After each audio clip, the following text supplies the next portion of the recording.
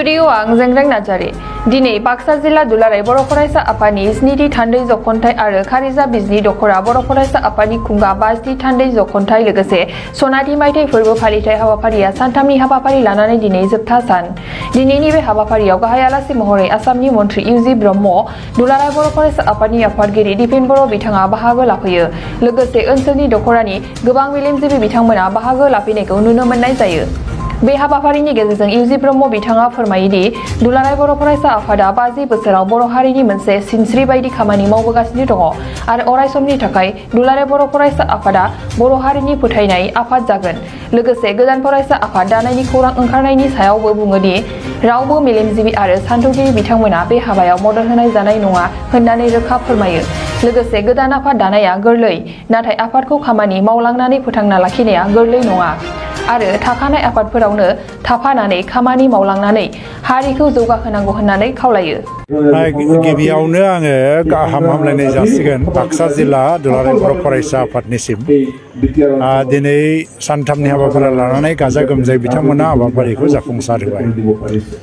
मैयासिम बा दहाय फुंसिम delegate session जागोन आरो गोबां थांखि लादों जिल्लानि जौगाखांनायनि, हारिनि जौगाखांनायनि, हारिनि इयुनखौ लानानै हयथ' सावरायनाय जादों। मिजिंथियो बाक्सा जिल्ला एबसुआ सिगाङाव जेरै गोख्रोंमोन दाबो गोख्रों जानानै थाथों, इयुनावबो गोख्रों जानानै थाबाय थाथों। मोनसे हारियाव मोनफा मोनफा आफादफोरा मोनसे आस्था जानो हायो, जेराव माने हारिया सोनारनो हायो। थिग आसाम साहित्य सभा बा अहम छात्र सन्था आसु बिसोरबो असमिया जाति गठननि थाखाय जोबोद आन्दलन खालामबोदों। गोबां समाल'सनाजों मोगा मोगि जाबोनांदों, गोबां घात प्रतिघात बारबोनांदों। नाथाय दिनै आसुआ असमिया जातिनि मोनसे आस्था फोथायनाय आरो एबसुआबो दिनै बर' जातिनि मोनसे आस्था, जायखौ फोथायनानै बर' हारिया दिनै दावगाबोगासिनो। बर' थुनलाइ आफादखौ मान होयो, खिन्थु आबसुनि सायाव मोनसे आस्था लायो जे इयुनखौ लानानै, बर' हारिनि इयुनखौ लानानै आबसुनि सायाव सोनारो। बेनिखायनो दुलाराय बर' फरायसा आफाद बायदि आफादाव हाबा मावनायनि खाबु मोनबोदोंमोन आङो। बे आंनि थाखाय जोबोद मोनसे देरगाथावना बाथ्रा। आं दिनैबो एखे रोखोमैनो दुलाराय बर' फरायसा आफादखौ मान होयो आरो फोथायो। मोनसेयाव गोबां रोखोमनि साननाय हनायनि मानसि थायो। गोदान आफाद जोनोम जानायाबो गिदिर बाथ्रा नङा। नाथाय दुलाराय बर' फरायसा आफाद मुं लानानैनो सोरबा जुदि दानो सानदोंबा आं मोनसे बाथ्राल' बुंगोन। दुलाराय बर' फरायसा आफादा 50 बोसोर बारबाय, 50 बोसोरनि देवना मानेखौ बारफैबाय। थ' बारनायाव बियो मोनसे थुब्रायनानै दोननाय अर्गें बायदि, जेब्ला नांगौ अब्लानो बेरफ्रुखाङो आरो जेब्ला बेरफ्रुयो बेखौ रावबो होबथानो हाया। आरो ओंखायनो दुलाराय बर' फरायसा आफादखौ लानानै सोरबाया राजनिति खालामबाय थादोंबाबो रावबो थावरिबोफेराखै, बेबो थावरिनाय नङा। नाथाय सोरबाया गुबुन नामजों गुबुन आफाद दानानै माबा मावनो ओंखारदों, बेखौथ' जों बोरै होबथानो। नाथाय दिनैनि दिनाव आफाद दानायनिख्रुइबो परिकल्पना लानानै, साननाय हनाय लानानै खामानि मावलांनांगौनि गोनांथि जानानै फैदों। सासे मानसियाबो आफाद गैयालासिनोबो हारिनि थाखाय गोबां खामानि मावलांनो हायो। आफाद दानाया गोनांथार नङा। जिखिनि आफाद दङ बेखौनो जोथोन लानानै आफादनि अनजिमाखौ खमायलांनो हायोबासो मोनसे हारिया डिसिप्लिनाव फैयो। दा सोरबा जुदि षड्यन्त्र खालामदोंबा बेखौ जोङो खौसेयैनो फेजेननांगोन आरो बिथांमोना जाफुंसार जानो हानाय नङा मालाबा, आङो खावलायो। आरो आं मोजां मोनदों दिनै बर'नि गागि दैदेनगिरिफ्रा गुबुन हान्जायाव थालायदोंब्लाबो बे सोरबा फरायसा आफाद दानो ओंखारनाय बाथ्राखौ रावबो मदद होआखै।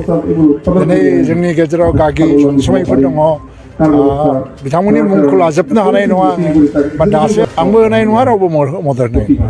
आरो सोरबा जुदि दुलाराय बर' फरायसा आफाद मुंखौनो लानानै गोदान आफाद दानायनि बाथ्रा सानदोंब्ला बेखौ हारिया नोजोर होगोन, हारिया बेखौ हयथ'बा मोनसे समाव बिजिरगोन। आं सानो बे जाफुंसार जानो हानाय। दा बै सर्साबो सोलिगोन।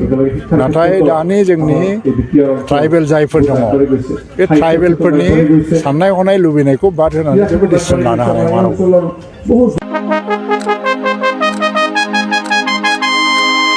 खुलुमबाय।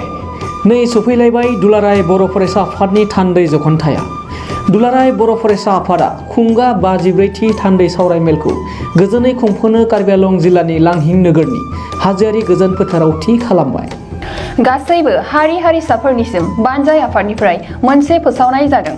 कार्बि आंलं जिल्लानि लांहिं नोगोरनि हाजोआरि फोथाराव 2022 मायथाइनि 2, 3, 4 आरो 5 फेब्रुआरि खालाराव जानो गोनां दुलाराय बर' फरायसा आफादनि 54थि थान्दै जखनथाइ लोगोसे 49थि कार्बि आंलं जिल्ला दुलाराय बर' फरायसा आफादनि बोसोरारि जथुम्मायाव जायफोर बर' फालांगिरिफोरजों लोगोसे आसामनि जायखिजाया हारिनि फालांगिरिफोर जेरै book stalls, tea stalls, vendors, hawkers बायदिफोरजों लोगोसे बर'नि गाननाय जोमनाय, दख'ना, गामसा, आर'नाइ, टेक्सटाइल्सनि बायदि रोखोमनि जि जोम दिन्थिनाय आरो फाननायनि थाखाय गिदिरथार मोनसे एग्जिबिशन लानाय जादों।